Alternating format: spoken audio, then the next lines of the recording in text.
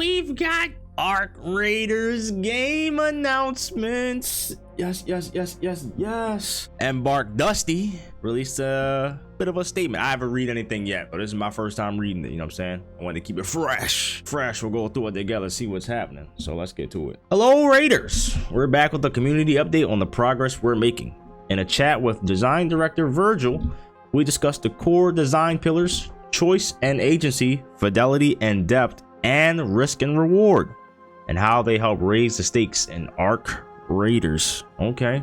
Arc Raiders is at its core a game about taking risk. Balancing risk and reward, or what we call high stakes, is standard practice in game design, but it finds its peak in the Rust Belt. It's the cornerstone of our gameplay mechanics, and those high stakes influence everything from items you bring with you, the noise you make, the fights you pick, and the places you dare to go. The dangers you face and the choices you make to overcome them should always feel worth the rewards they yield. In a session of Arc Raiders, the clearest way to communicate risk is through map screen. It highlights areas where you can expect to run into greater arc threat, either through numbers or type, but have high concentrations of valuable loot. Players naturally gravitate towards those hotspots, often leading to encounters with other raiders. From the data in the technical test 2, we found that these high-risk areas were doing their job. They drew in more traffic, provided the best loot opportunities, and generated more player collisions. We did find some discrepancies that are being improved on now, like locked rooms that didn't provide enough value for the rarity of their keys and the difficulty of getting into them. We also saw high-risk areas which had great loot without a matching arc response. We're adjusting arc responses. We're adjusting arc spawns to give players a suitable challenge if they get there first.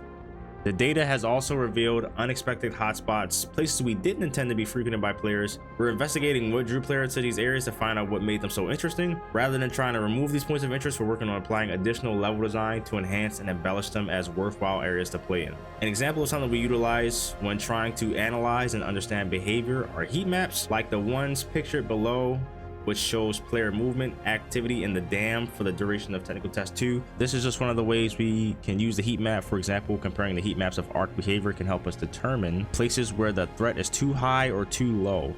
We also maintain heat maps for spawn, deaths, loot actions, arc spawns, arc deaths, PvP damage, PvE damage, extraction start, successes and failures, and so much more. As we continue on our journey towards launch, insights like these are vital in making sure we ship the best possible version of Arc Raiders. All right, that's a good little chunk to break down. First and foremost, I just want to say I like this.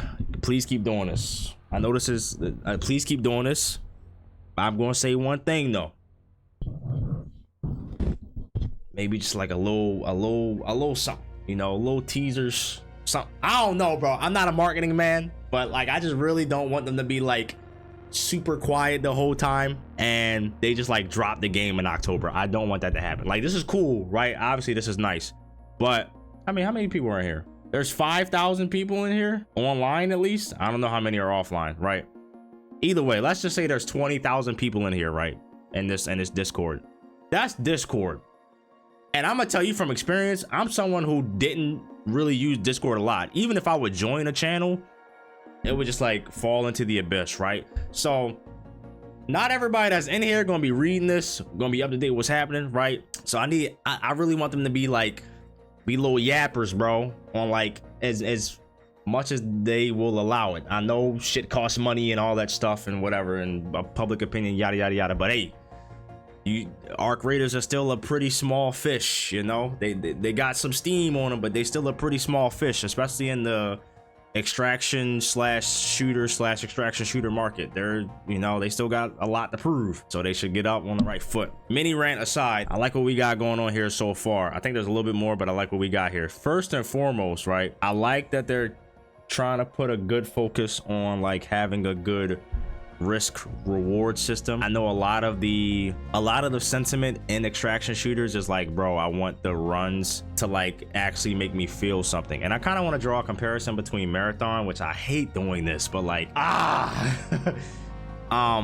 during like the big alphas when they were happening, a lot of people who played the shit out of the Marathon alpha was like, you know, this is cool and all, but it's going to get to a point where when I go into a run, I'm not like scared to lose my shit. or scared to like run into people, you know. It's just like whatever, right?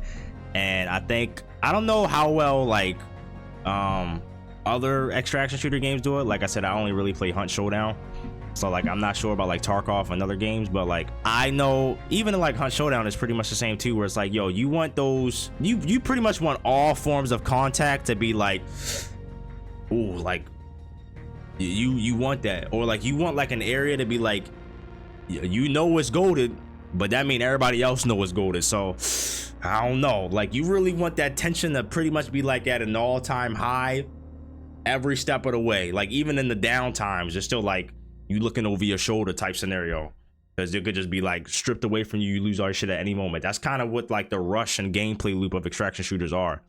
So I like that they're starting off with like talking about really keeping an eye and a focus on having like a good risk reward system. So I know they were talking about this little like map screen, which this is the hydro, this is like the dam map, which given the overview from like the heat map, obviously, yeah, complex generator, that was a big heavy one, right? Especially over here, because like you got the apartment buildings up here, and then you have the extraction point right here, right? I've seen a lot of motherfuckers get smoked over here, and then obviously that kind of spreads in between.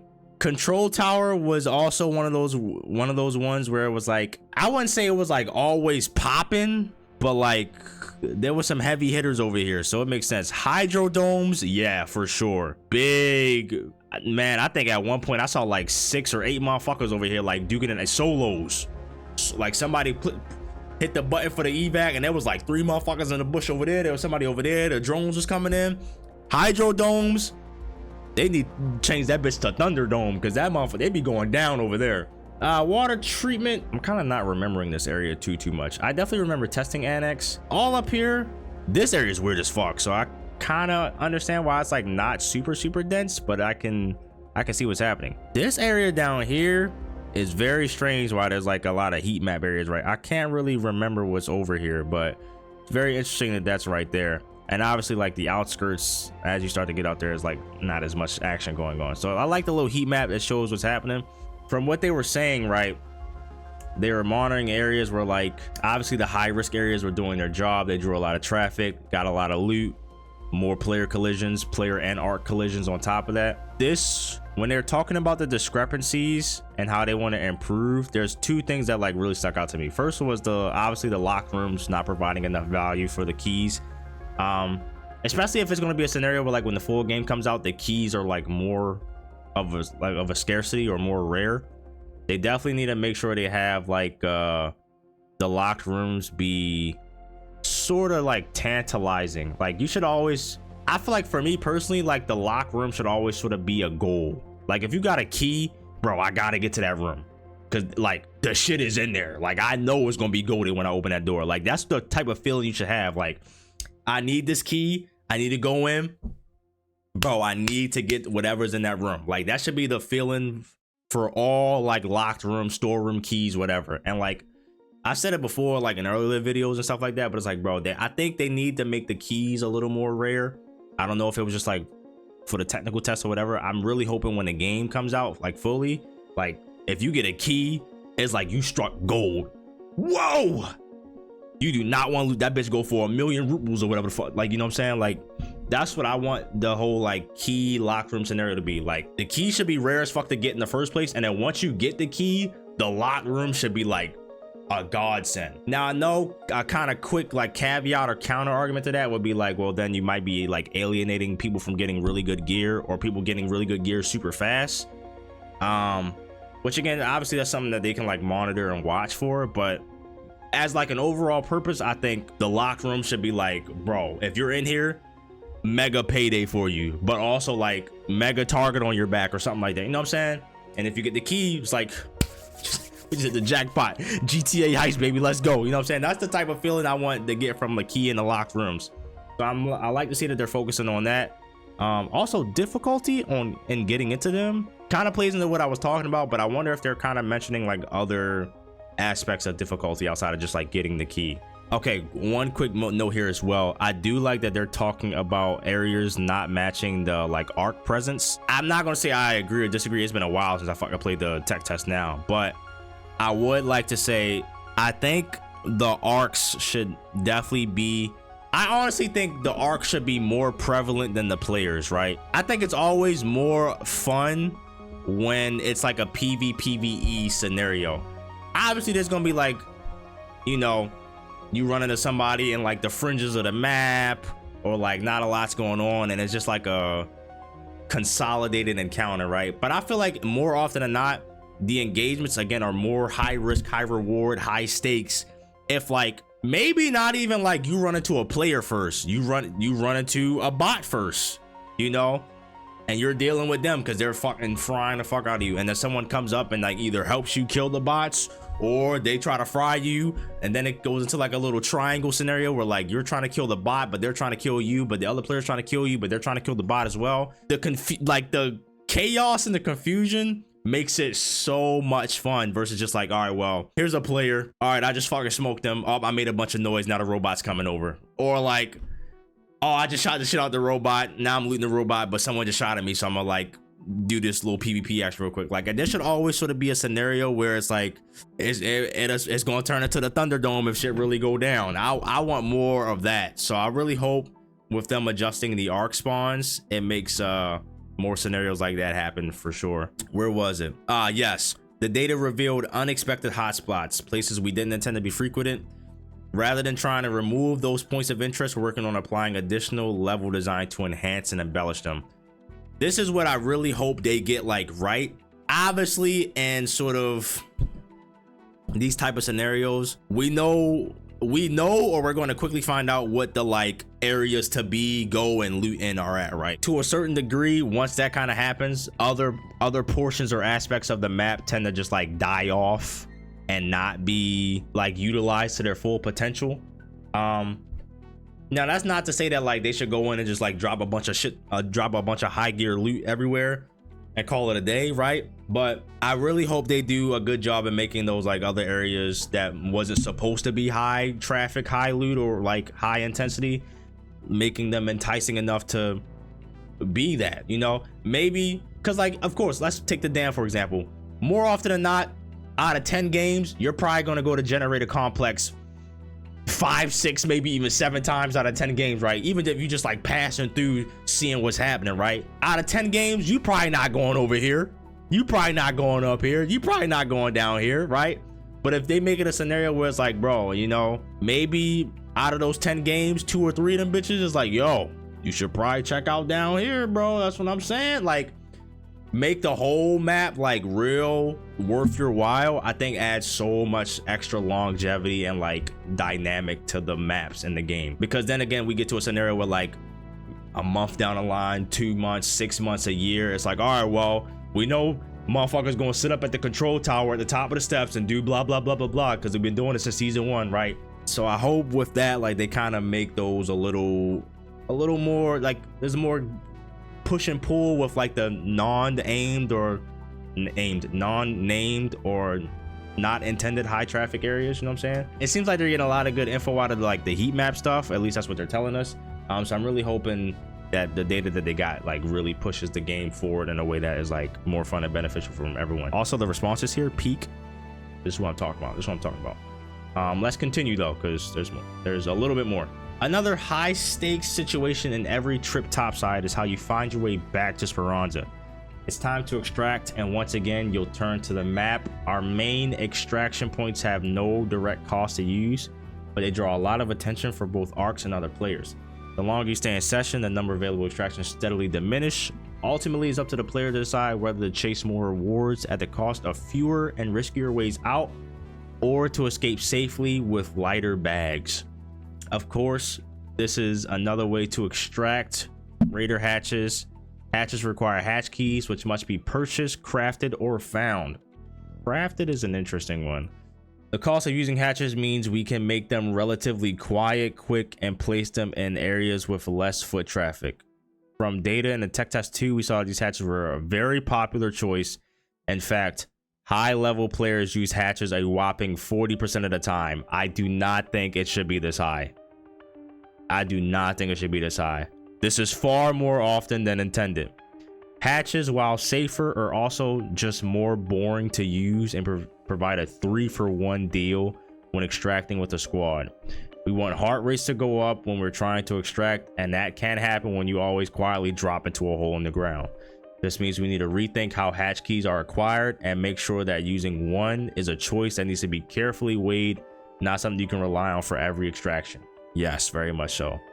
Leading up to launch, we'll continue to refine and balance extraction loot areas, spawn locations, drone compositions, and many other things that one can encounter topside. A well-balanced mix of risk and reward is at the core of the heart-pounding experience we plan to deliver in Arc Raiders. Every decision you make and every second you spend outside of Speranza should feel important, because each one could seal your fate. Exactly. Sincerely, the Arc Raiders dev team. And we got a couple photos here from the hatches and stuff like that, which exactly was what I was just talking about with them with them locker keys, bro. Raider keys, you get that bitch, it's supposed to be like, yo, oh happy days, hit the fucking lotto, ready to go, right? But it also be like, all right, but if I'm using this bitch, I'm burning it. Like, I'm probably not gonna get another one for a little bit. 40%, bro. Again, that's what I'm saying. Like 10 games. I'm using the hatch 4 times in 10 games. 4 times in 10, nigga. That's almost half the time you're just using the hatch and getting up out of there. No ifs, ands, or buts. Nobody horny, right? It should be like, if you ask me, like 20, 10, 15. Like, you get the key, it's like, all right, I gotta burn this bitch. Just think, like, it should be to a point where, like, if you get the key, you will bring that bitch with you on every run, but it will be taking up one of your safe pockets because you do not want to lose it. But also, you will burn it if you have to type of scenario. Like, it should really be like a, do I really want to use this right now? Like, you should be fucking sweating bullets thinking about using that key. That's just me. That's just me. That's how I feel, because again, it makes it more exciting, bro, when it's fucking 2, 3, 4 teams at one extraction point because there's 2 minutes left on the map and all the other extraction points are gone, and y'all don't want to lose your shit, but you don't want to fight everybody else. But it's like, he might shoot me. I don't know. Like, dude. And like, they were talking about it too, where as time goes on in the match, the like main extraction points become just like unavailable. And I will always think back to the tech test when me and my boy were playing, and we pretty much stayed till the timer hit 0, and there was one extraction point left on the map entirely. We had to bum rush pretty much across the map to get there, fight some dudes, fight some robots, and then get in and extract. We didn't make it. The timer literally hit 0. I think like the doors like were just about to close, but the missile hit and blew the fucking bunker up and we died or whatever. But it was like the most intense shit ever, bro. I've like never really experienced that in a game in recent memory that was like, yo, my fucking heart was out my chest. Like, you can't get that if half the lobby is just using the fucking hidey holes and getting up out of there, bro. We can't do that, especially because they said it here too, where it's like high level players use hatches a whopping 40% of the time. So you got motherfuckers like Shroud and shit who don't fucking put the game down for 48 hours a day. He's just out of there. He's not fighting for his shit. He's just using the key and getting up out of there. No, make the fucking sweaty monkeys go at it, or use they fucking talk no juicy to try to get up out of there. That's what I want to see. All the little babies, obviously, they're not gonna be able to do that. They still gonna be running from the little robots, trying to hide and shit. No, make all the top tier monkeys fight it out at the main joint, or talk it out and use politics. That would be so funny. That's all I'm saying. Enough said. I think the hatches are cool. I think they're cool. That's definitely something I'm not, because hey, sometimes it's like, bro, I am not trying to run across the map. I got too much good shit and I'm not trying to get shot in my ass at snipe. I will burn this key, right?